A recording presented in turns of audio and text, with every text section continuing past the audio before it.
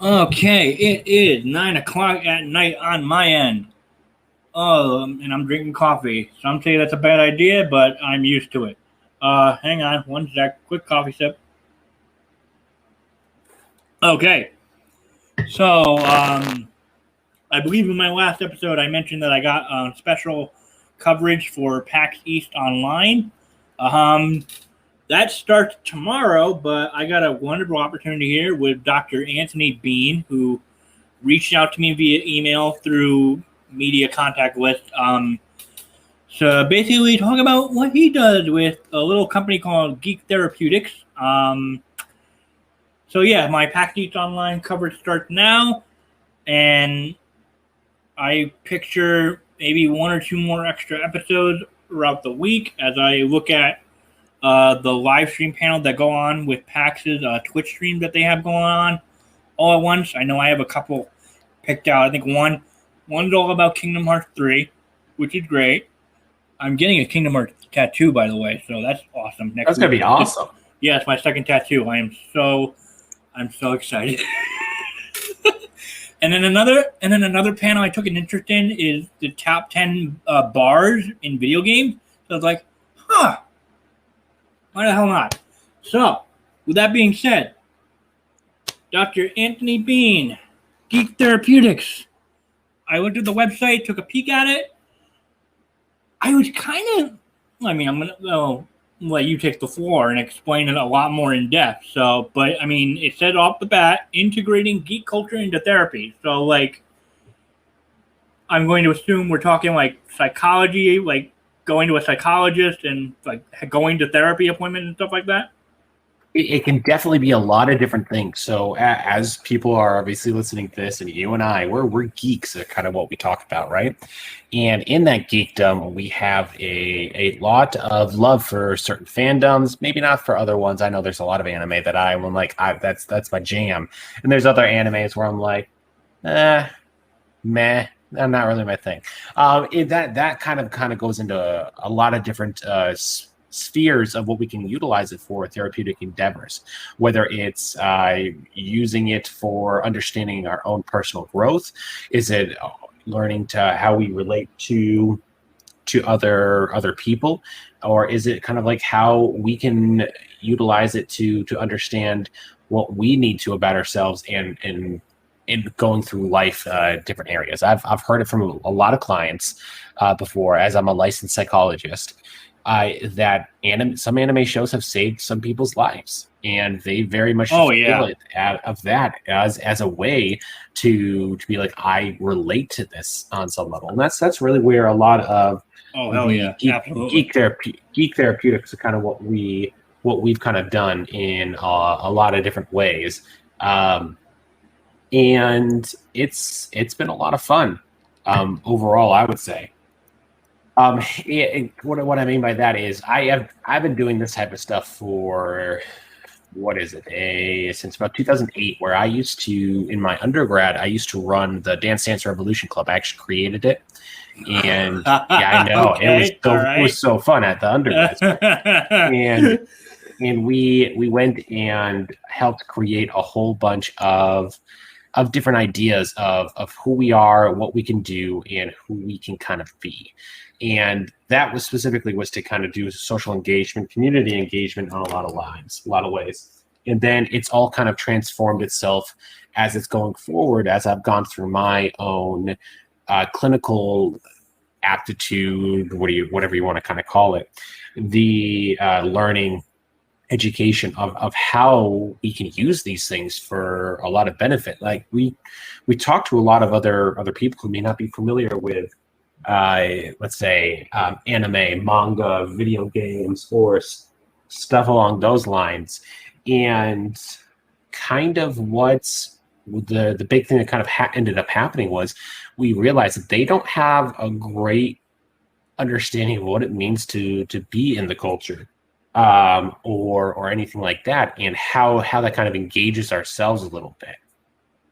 So yeah. When we talk to someone and they're like, oh, anime, why are you watching that? That doesn't make any sense. What is manga? We don't even know what this type of stuff is.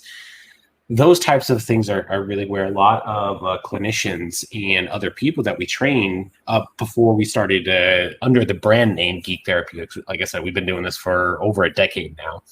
And to kind of give them an idea of like, how do you work with your clients in this capacity? What do you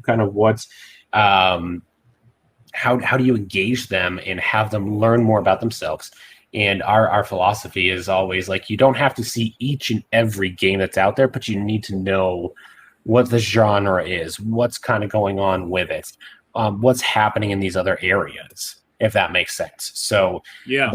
that specifically is where a lot of these trainings and these ideas of working in geek therapy, of geek cultural, using them as artifacts to really help our clients engage themselves a lot. Yeah. So it's a lot of fun. There's never a moment where we don't have fun. Yeah. And we really like doing what we do, and we really like engaging ourselves a lot more in these different capacities of kind of what we can learn about ourselves. And heck, we get to talk about all this cool geekery stuff that doesn't matter to the normal clinician, and that's where we change a lot. Yeah, I feel so for my own personal history. I've been told I've been through a lot of traumatic moments and struggles in my own life. I've been told to maybe go to therapy, but I've had such horrible luck with therapists and very bad experiences that at this point in time, I kind of don't want to go back into therapy for a while. And truth be told, like, I'm the happiest I've ever been because I had recently gotten a new job. I'm managing to make it on my own, living in my own place, paying all my bills and whatnot. But yeah, with what you said earlier about, relating to these fictional characters, I can certainly attest to that because, I have grown. Many of the characters that I have grown to love over the years and obsess over are people that I can feel I can relate to. Like one such character is Dick Grayson, Nightwing. Reading through some of his comic runs, and there are some issues that hit me hard because of like what the character does and what he's like overall. So much to the point that my first tattoo last year was Nightwing symbol. I got it on my arm. Yeah. What about that specifically really engaged you? Like Nightwing. Like, I mean, that's a big deal to have that one on your arm, or even looking at these different ideas. Well, I mean, like, if we're starting way back, I mean, I was familiar with the character. I loved his outfit. And then, like, the first time I really got into the character was when it was that one specific Teen Titans episode way back in the day where they're fighting Dr. White. Starfire gets shot into the future. He finds Robin, but it's not Robin. He's grown up into Nightwing. I was like, oh, my God. That's awesome. And then I got addicted to reading about him through like his New 52 run, the current Rebirth run, and just the kind of person that he is very outgoing, kind, giving individual that I honestly have strived to be that way towards a lot of the friends that I've made, both in cosplay and out of cosplay, because I've also like certainly have attested to the fact that cosplay essentially did save my life. Since I found it when I was going through very difficult times growing up.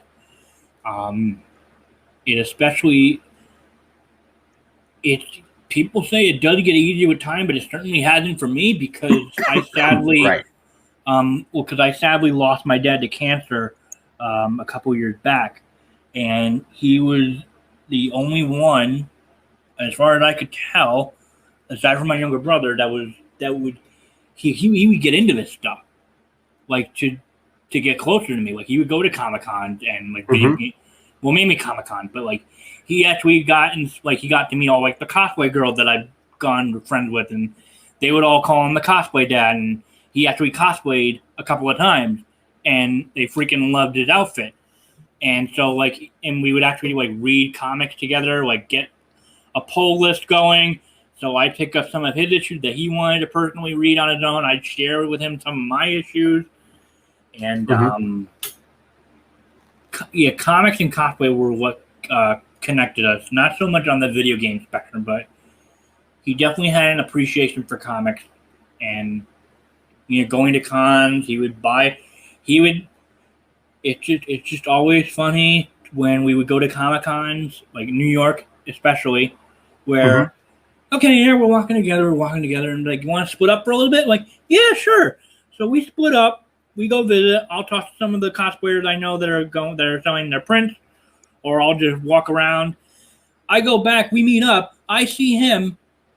When we split up, he's got mostly his like little carry-on bag. We meet up, and then I see like maybe 6 different shopping bags. Like, what did you do? I bought Star Trek ship models. Like, oh. So, yeah. That's an important aspect, and it also kind of, you know, makes a lot of sense of where one of the reasons potentially why you might like the idea of Darkwing or Nightwing. And whenever someone says Nightwing or thing like that, I always go to like Darkwing Duck, and I'm like, oh my god, it's such an underrated show every time, because it's just a great show. And when kids kind of see it, they go into this idea of like, why don't more people know about this? And you're like, I don't know, man. Like, it's underrated. And so it kind of makes sense a lot of potentially why that might be one of your characters from a psychological standpoint. Obviously, if we went into the idea of Batman, Bruce Wayne, things along those lines, we would be able to pull out a lot of different things and understand where it comes into play for you specifically. And I think that's really where a lot of these ideas of using fandoms, of using these characters, the stories behind them, the ideas of why they matter to people really come into play, and come into play in a way that are very meaningful. Some people call it what we call a parasocial relationship, which is a one-way viewing screen. And yes, that exists on that stuff, but there's also something from that narrative journey of having different ideas. I was on a call with a reporter today, and she has no clue about geek culture or anything. And I was like, cool, you know, have you ever seen any of the Avengers movies or anything like that? And she's like, well, I have kids, so yeah, I've seen them. I know of them. I'm like, cool. What do you know about Tony Stark and just general ideas?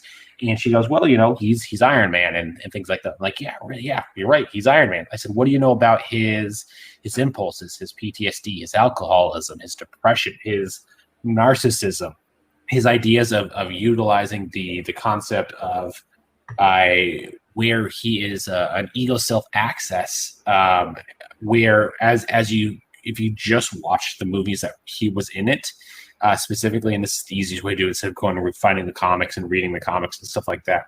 If you just watch the movies themselves, you'll see him in this beginning not care about anything, and like he's completely driven by his ego, and that's really what comes into play a lot for him. If you go through that and all the way to the end, you start to see him gravitate and pull himself out of this idea of his ego is who he is and his self. He starts to separate them.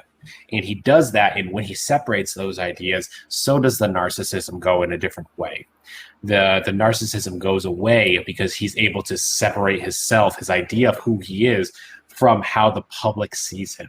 How he is built up as one of the most genius people in the world, as saving the world. And that's just one arc you can work with. And then, like I said, there's the trauma of losing his father. There's the PTSD and alcoholism from the comics. There's the another side of trauma based on his other types of stories he's had to go through, losing his friends and stuff like that. And there's a whole bunch of other different arcs, and that's just Tony Stark. Like, we're not even talking about Thor and depression yet. We're not even talking about Scarlett Johansson as Black Widow and what she does as found family. Guardians of the Galaxy, when they're a bunch of misfits who just happen to work together, collaborate, and do a fantastic job with understanding ourselves. Talks about the concept of what is found family and how do we understand who we are and what we are in a lot of different areas based upon who is around us. And so this blew this reporter's mind, and she's like, I don't understand any of this of what you're talking about, but this also seems like this is a potentially really important aspect. And so for Nightwing, for other stuff that's coming into play, there are a lot of cool things that are used and very useful in a therapeutic context, but also you don't even have to just use it for therapy. You can use it just because you like the system or likes the idea of it. It has a purpose. It has an idea. That's really what we're all about at Geek Therapeutics is what is that? How can we utilize it? How can we grow that? How can we continue to make that who you are and make the world a little bit of a better place in the process? Yeah. Yeah, absolutely. I feel like a lot of the, you talk about relating to characters, and typically when you mentioned the concept of found family, that's kind of been my whole thing at the moment because I have, sadly, some strained relationship with some key family member due to unfortunate, political and social views and whatnot. So I've gotten into the habit of just basically making all the friends around me like my family, which is another key point in that is how Nightwing operates with his own found family, like his connection to all the Robins. He had a different connection to each of them, like his on and off again relationship with Barbara Gordon, and then I don't know if you could probably see in my profile picture, I'm actually cosplaying as Prompto Argentum from Final Fantasy 15, and his character goes through an arc of feeling abandoned and unwanted and having this found family when he's traveling with the main party, the boy band party in Final Fantasy 15.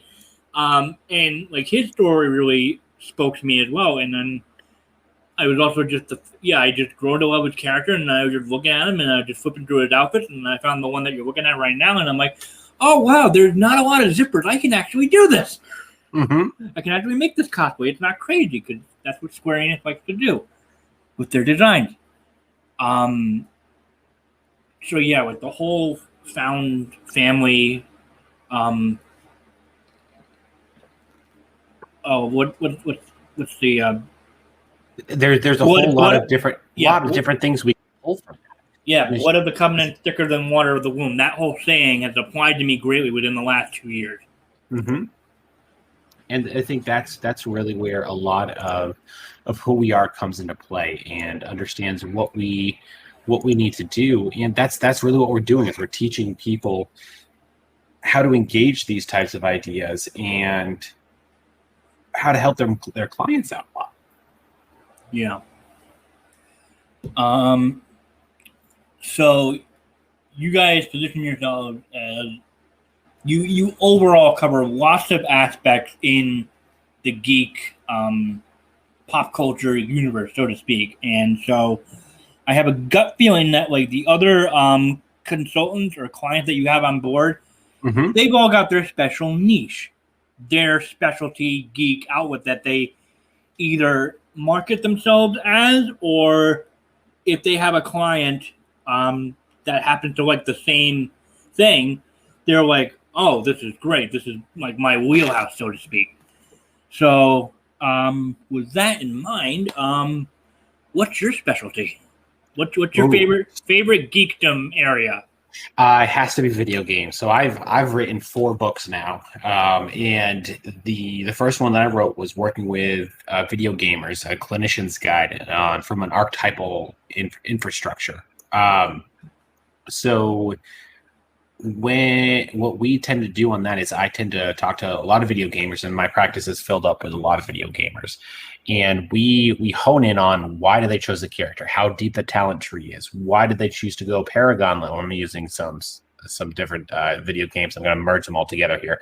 Why did they go Renegade over Paragon, or why did they choose a certain path of arc of their storyline of it? And when we play the games themselves, we also project ourselves onto the character a lot, and that is a massive thing that kind of comes into play a lot.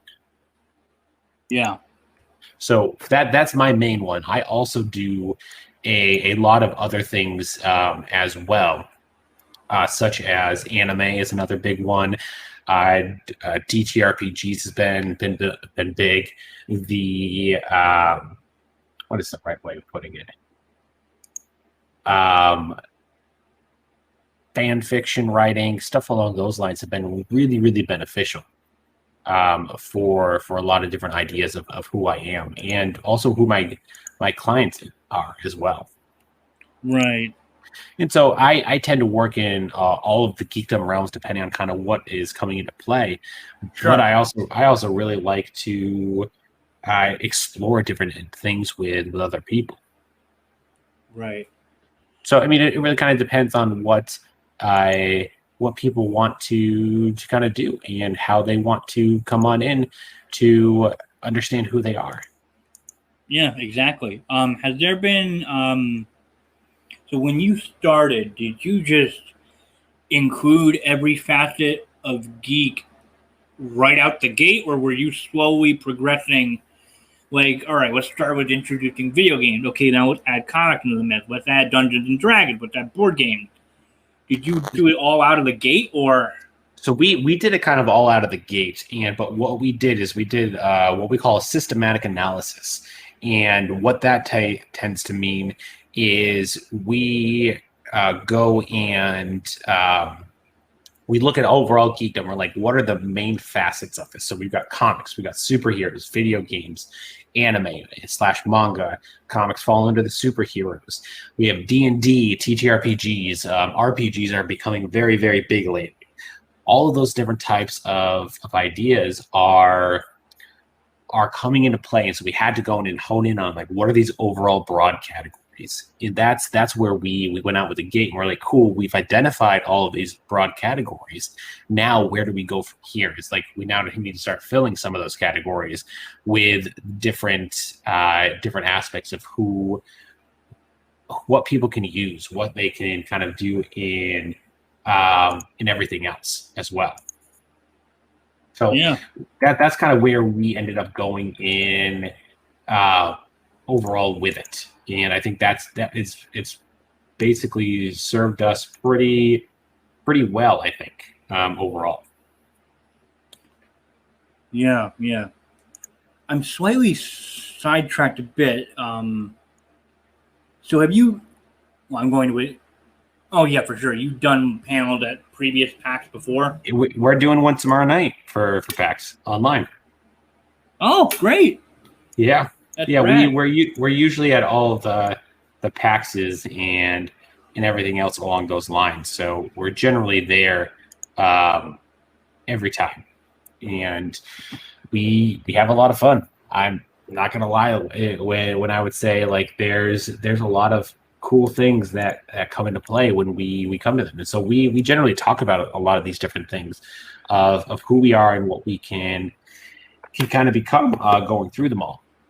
And so to kind of give you an idea, like we've done stuff for panels for clinicians, we've done stuff for people. To one of the fun ones that we really, really like to do actually is a Geek Jeopardy, and that's what we're doing tomorrow night. Ooh. And I know it's so much fun, and so we have 3 guests, which are really, really going to be a lot of fun to kind of be there. But man, it's gonna be a wild ride with some of the stuff that's gonna be coming down with them. So like, say for instance, we have Satine Phoenix's husband who's coming on in to play with us, and we're like, oh man, we're gonna give you it, and we're gonna give you some hard ones, dude. He's like, no, there's nothing you can't do. And I was like, all right, man, you just wait. Your funeral. You just wait, man. You just wait. But we have a lot of people who like to come on in and do these types of ideas. And we really love just interacting with the geek community on a lot of levels. Sure. And so for me, it's really about how do we understand ourselves and how can we engage everyone a little bit differently. Yeah. So the reason why I half mentioned this, so I'm just going to do a quick. Did you do a panel at PAX Online last year that was about Final Fantasy? Psychology of Final Fantasy. Yeah, I you can knew find it. that I on- was like, yep. I'm staring at your name. I'm staring at your face. Like, why have I seen him before? Surprisingly, like, oh shit, I was actually attended / watched that panel. Holy crap! Yep. It's kind of fun how that kind of happens, huh? Wow. Okay. We I actually thoroughly enjoyed that panel, by the way. that one was a lot of fun, and so one of my good friends, Dr. Ryan Kelly, he's running the Geek Jeopardy with me tomorrow night, and so I'm super excited about this and of kind of where it's going to take us. Yeah. Oh yeah. Geek game shows. Interesting format being it online. So that's gotta be quite a hurdle. It's going to be a lot of fun. Oh, I bet. Is it being held at night? It is. Yes, it's All going right. to be. What is it? I think it's 10. I think it's 10 o'clock your time, Eastern Standard Time tomorrow night. Ugh. Yeah, 10 to 11, but it's going to be a wild ride. I'll try to see if I can pop into it because I think I have a panel. I think the top 10 bars of gaming is at 9:15ish. So I want to check that out, see what it's all about. But I'll try to see if I can pop by to that one too. Yeah, please do. Yeah. Yeah, you've got all these like informative sections on your website. When I saw the word podcast, I was like, ooh, so, and then I went a little bit more deep into that. So you run a podcast. I run a couple different ones, and where we basically, what we do is a therapeutic game master program, which teaches you to be a therapeutic GM. Okay. We host them on our Twitch channel. So people can learn new systems. Like everyone loves D&D. We've all played D&D, but the question becomes, what is the thing that we're trying to understand a little bit more about ourselves and why we want to play these other games, and what other games are out there besides them that can be therapeutic or also a good sense of who we are and what we can kind of do. Okay. So the idea of that is we take those, we put them on our YouTube after we clean them up a little bit, then we download the audio, we put them up as a podcast because a lot of people have asked them for podcasts so that as they're driving to work or they're going on trips, they can go and make sure that they have the time to listen to them. Yeah. And then I see you also have the Ley Line podcast, so that's one that you host. Mm-hmm. That's one that we host. That one is just starting, and we're starting to gear up for that one. We did a Twitch stream a couple of weeks ago, more talking about the idea of gender discrimination in games, and we had some wonderful panelists. And so that one's going to be going up as well as soon as it goes live as one of our premieres on YouTube. If you go to our YouTube, you'll see that we have videos premiering all the way to the end of August right now. And they'll just continue to be more. But there's also like geek inclined meditations on there for people. There's a whole bunch of really cool things that people can really understand and kind of get to know who they are a little bit more too. Yeah. And then I was just taking a peek through some of the certifications that you have, and I'm very interested to see in something that certainly had gotten a lot of attention, I think, within this year and the past year due to the pandemic, but you got a streamer's mental health kit. We do. Yeah. We created a streamer's mental health kit for streamers so they don't feel like they have to go it alone. That goes more into that parasocial relationships ideas of kind of what it is. So yeah. Is that one of your newer offerings? Because it sounds. It's not. I mean, it came out last November.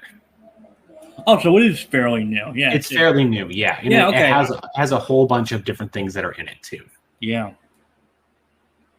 Yeah. No, this is just scrolling through. Yeah, you got a lot to offer, and it's really what's the word I'm looking for? I want It's I diverse. Is kind of what we're looking for. diverse, maybe like a breath of fresh air, so to speak, for allowing people into pop culture to have a way to help like make themselves better and just to help develop themselves and understand themselves more for sure. Mm-hmm. And that's really what we're kind of all about. Yeah. Is if there is something else that could kind of come into play, what would it be? Like how would it kind of be in general? How would we get into an idea of what we can do to help other people and engage these things? But also, it takes away a lot of the ideas of just because you're a geek or you like this type of fandom doesn't mean that you need to be ostracized or anything along those lines.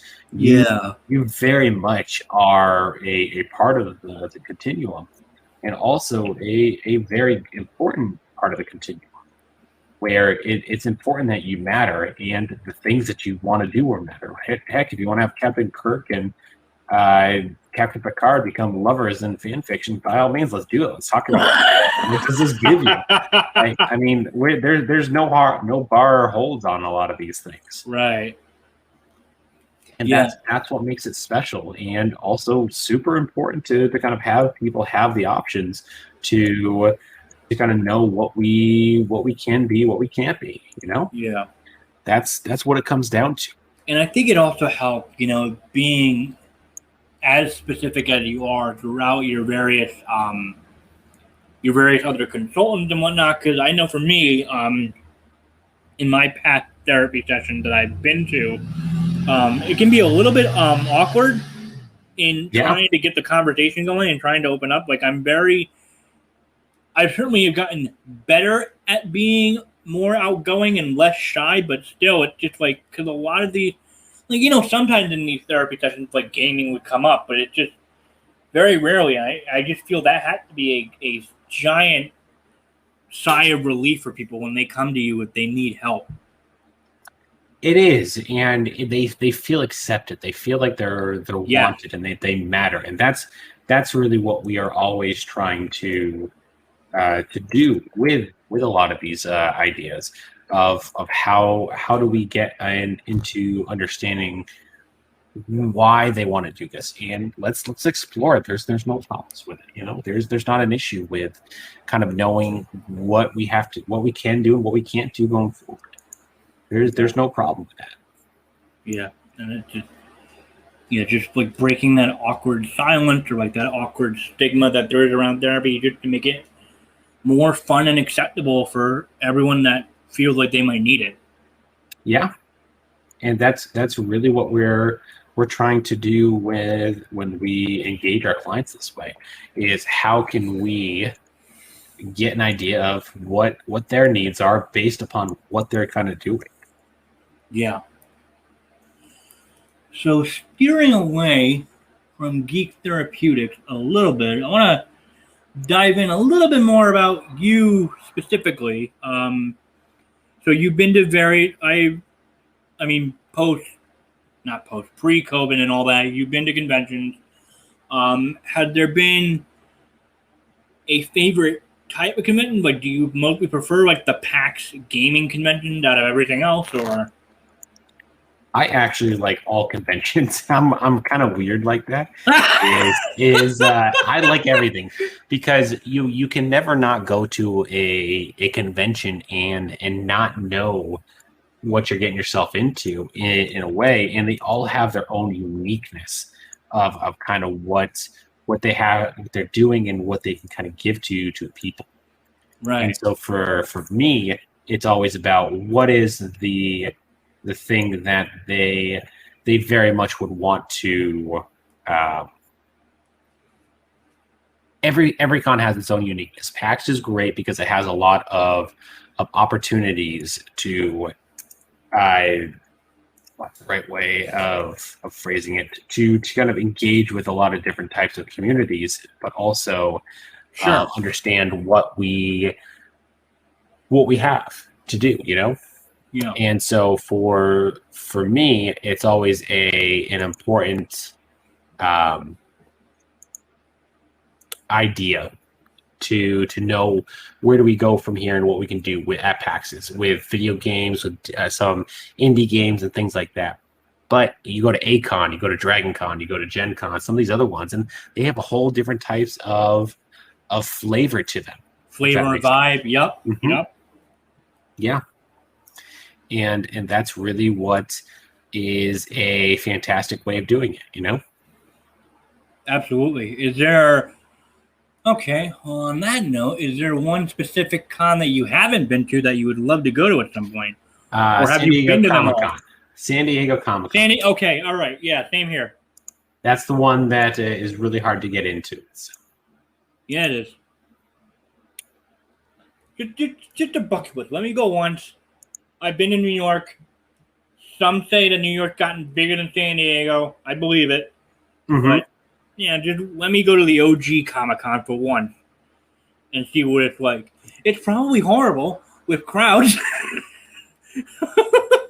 It is, but there's also a lot of fun things to be able to get to do there. Yeah, and that's really what comes into play is what can we do there? What's a different type of idea where we get to be a geek in a different way? Yeah. I know, like for me personally, I've tried, and I'm just very hit or miss with anime. Like I feel like a lot of my cosplay friends, they're huge into anime and making anime cosplays, and I'm just sitting there watching their tweets, going, "Huh." I just can't get into it. Like I've tried, and I don't. Yeah, very rarely do I watch a full anime series in one fell swoop. Like it's just comics and gaming are my go-tos. I'll have one. Both of my arms will be covered in a tattoo that symbolizes my love for gaming, my love for comics. Mm-hmm. So, yeah, I don't know. I don't know what it is about anime that I just can't get into. I'm not really. It might be the right. It has to either find the right one or who knows what it is. I mean, it could be a whole bunch of different things. Yeah. Yeah, absolutely. So that's really what comes down to understanding what our needs are and kind of what we have to do. Like that just is. It just is what it is. It's not the end of the world, but it takes a lot of fun. Oh yeah. We also, and just on kind of sideways, like one of the big things that we actually ventured into this round, this year, was merch. And so like we have leather dice towers, octagon rollers. We're actually about to announce in the next couple of weeks a Kickstarter we're going to be doing on what we call our pouches of potentials. It's kind of like a play on words with from what do you call it? The bag of holding, but obviously bag of holding's copyrighted. You can't do this. So we have our pouches of potential, and our pouches of potential are going to be really, really good. I have samples made and everything already, and they are just fantastic.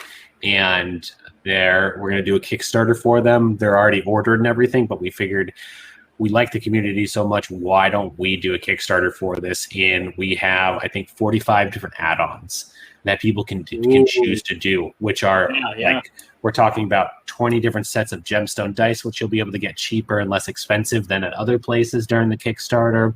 There's a whole bunch of things that are going to be in there. So if people want to get in on that, then that's really what they're going to be able to do, because it's going to blow up. I'm actually kind of slightly scared about how much it's potentially going to blow up. It's good to have that sort of like somewhat fear, but then also the amount of confidence you're showing right now. That's good to see.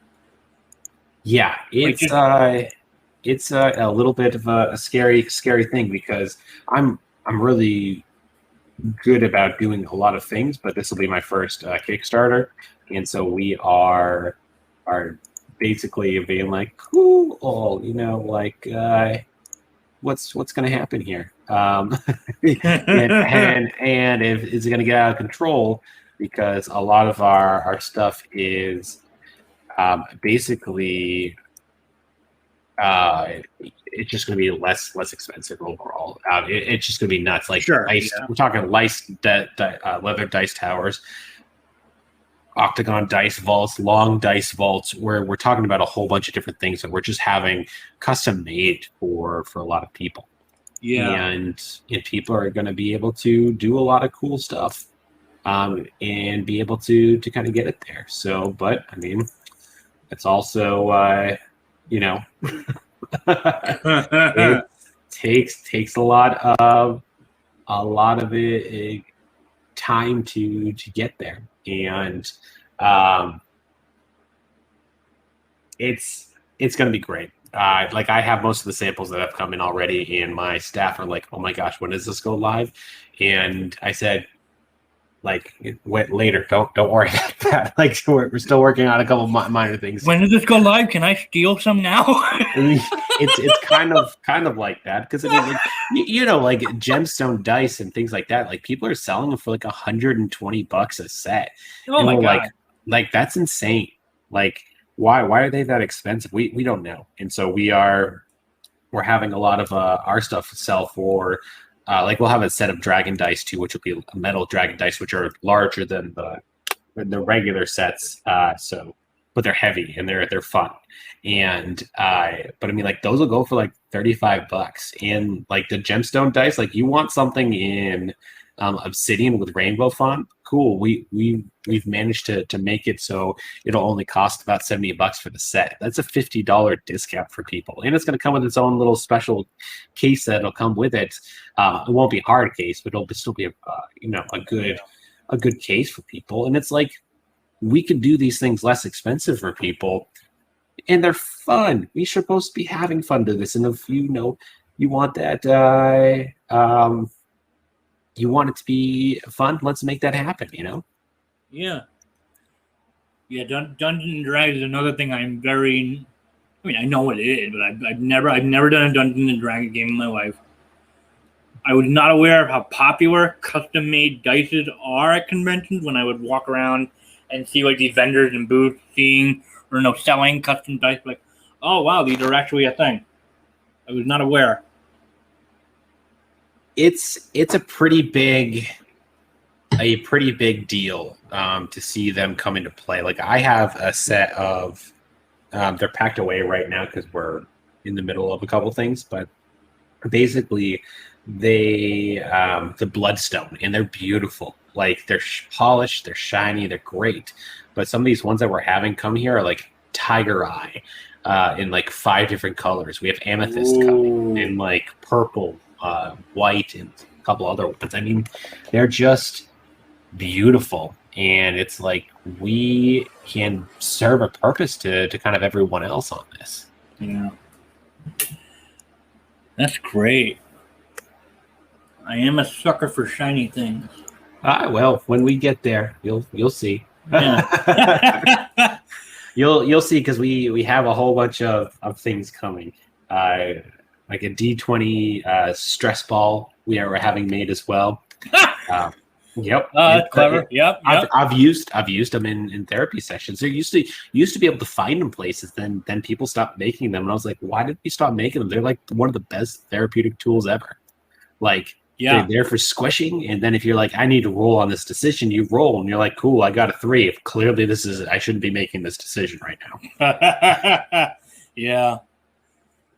And I think that's really what kind of comes into play.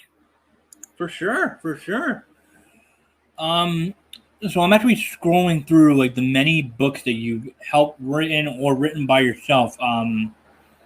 Is there a particular favorite book that you've written? So like I'm looking at like the psychology of Final Fantasy, the psychology of Zelda, game therapy card deck, therapeutic practice. Like, did you have like a personal favorite that you found that you really got into it, and you just knew it was easy to write about? So that would definitely be the Psychology of Zelda. And Okay. that's my ultimate favorite game. And that was my first foray into non-academic writing, and it was fantastic. Yeah. And Yeah. I really, really, really loved that one a lot. And so it really much honed in on different ideas and the idea of why I really loved the game itself. And I think that for a lot of people, they very much felt the same way. And that's definitely there. But then I also have like that the Geek Therapy card deck that we just had come out.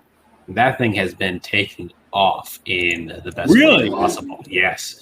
People have been writing in, they're like, oh my God, thank you for doing this. I've had clients who are geeks and who aren't geeks. They're like, we spent an entire session just talking about a card and why it was important overall to who they are, where their own personal development and everything else. And I'm like, we're doing everything we can here. We're trying to do as much as possible, which even led us to create that dungeon master journal. Yeah. Overall, like the Game Master's Dungeon Journal, it's a simple one that helps guide you through 10 to 12 sessions of what we call a story arc in D&D or a different one. And that's kind of how it goes. Is like that's things that we specifically need in a lot of different ways. Not everyone is gonna need it, but you know what? There are some people out there that are like, holy cow, like this is the best thing ever. Let me use this. Someone's gonna find something that they hook onto. So, and that's what we're trying to do. Is like that's literally what we're just trying to do. Is trying to be like, cool. Some people are going to use them. Not everyone is going to, and that's okay. That's not the end of the world. Yeah. Well, then slightly related, since you said that Zelda was your favorite game franchise, do you have a particular favorite Zelda game out of the entire? Ocarina of Time is the first one that I got into so much trouble for growing up. And really? Oh, what'd you do? I would play it for hours upon hours. And my parents would find out, and they were like, "You need to do all this other stuff." Blah blah blah. I was like, "But man, this journey, this whole thing is amazing, and I need to know how to kind of do this a little bit more." So I just kept on going that way. So Wind Waker's got to be mine, because that was the first. That's a good one. That was the first Zelda I ever beat. Because my story with Zelda was that I hated it when I was a kid, because my whole thing was my first game that I got when I was a kid was a Game Boy Color, and I got two games for it. I got Pokemon Blue and Link's Awakening. I did not know what the heck to do in Link's Awakening. It was too hard for my 6-year-old brain, and I was like, I just associated Zelda with Zelda's too hard. My brain can't handle it, and then I wanted to give it a shot. So I picked up a copy of Zelda Wind Waker on the GameCube, and then just fell in love with it. And then that was the first one I ever beat. So then that's still my favorite one to this day. It's a great one to have.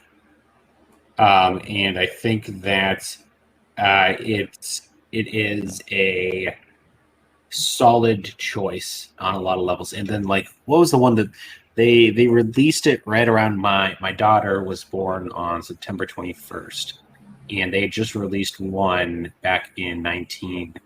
And I'm forgetting the name of it. Link's Awakening. That's it. And that was the Game Boy one that I got. Yeah, but they released it for the Switch, and so I was playing that as she was like sleeping the remake. Yeah, okay, the remake, which was a lot of fun. And I when she was born, she was sleeping on me, and I was just sitting there playing this as my wife slept, because obviously labor takes a lot out of you, and and so she would, the little girl would just sleep on me, and I'd just play this game. It was such a lot of fun. Oh, that's beautiful. Are you excited for Breath of the Wild 2? The most excited. Any theories on what's going to happen? Are you just as clueless as everybody else? I feel like the way that they did some certain things is it almost seems like they're trying to make Breath of the Wild into before Skyward Sword. And so, to me, from looking at the videos and some of the other stuff, I'm wondering if they're going to make it go that route, if that makes sense. Like the idea of where Skyloft was thrust up into the clouds instead of there. And obviously, you played Skyward Sword, you come on back down at some point. But it almost seems like, what are they going to do? Are they going to make this similar? Are they going to have that happen that way? Like, I'm really excited, and I'm going to play it. I'm going to pre-order it and buy it and all that good stuff. I think I'm going to pre-order it. It doesn't matter. I mean, it doesn't matter what I think at all. It's just it's going to happen. Yeah, no, because I mean they've stated like in their E3 direct that they won't reveal the title or the subtitle because it'll give away what it's going to be about. Like, really, it's going to be that literal? Huh? Mm-hmm. Oh boy, oh boy! And then you got all the thirsty people like, let me play a rehydrated Ganon. Like, oh, really? Yeah. You think about that theory? I'm super excited about it. So yeah. It's going to be great. The only game I pre-ordered from E3 was the next Mario Party game that they're doing. I'm like, I'm ready to ruin some friendship back when I was a kid on the N64 days. Let's go.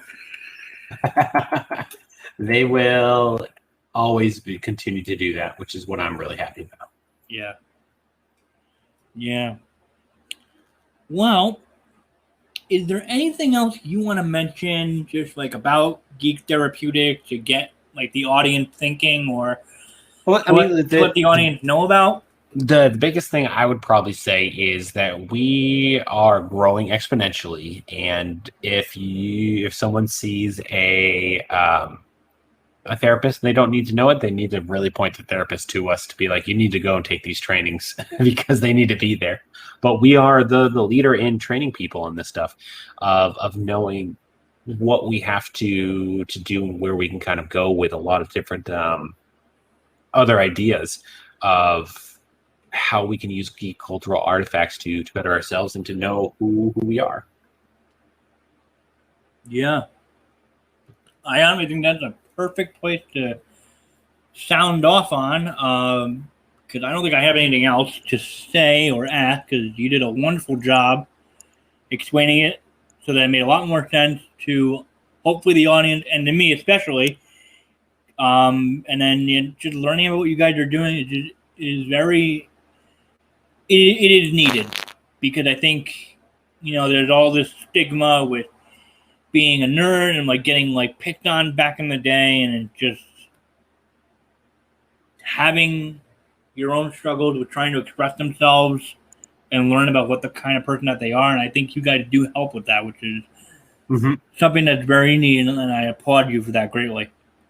Well, we appreciate that. I mean, we're just trying to make the world a better place. Yeah. So with that being said, aside from the website, where else could they go if they want to learn more about Geek Therapeutics? They can go and find us on any social media, and I encourage you to like us on Facebook, because that's where we'll do this massive announcement of this Kickstarter we're going to be doing. And it will it'll be a phenomenal time, to say the least. Yeah, and be sure, if you're able to, tune into the Jeopardy game show that they've got going on at PAX Online. Kicks off tomorrow. It'll be a blast, that's for sure. And I hope you guys will stay tuned for my upcoming coverage on the con, and I hope if you're attending virtually, you're able to find something that you enjoy. And so, again, thank you so much, Dr. Anthony Bean, for being on the show and just talking with me. This was great. This was fantastic. Absolutely. I think that it's a good thing that we're all kind of doing this, and I hope everyone stays geeky. Stay geeky. All right. Tune in for the next episode, and I'll catch you guys later.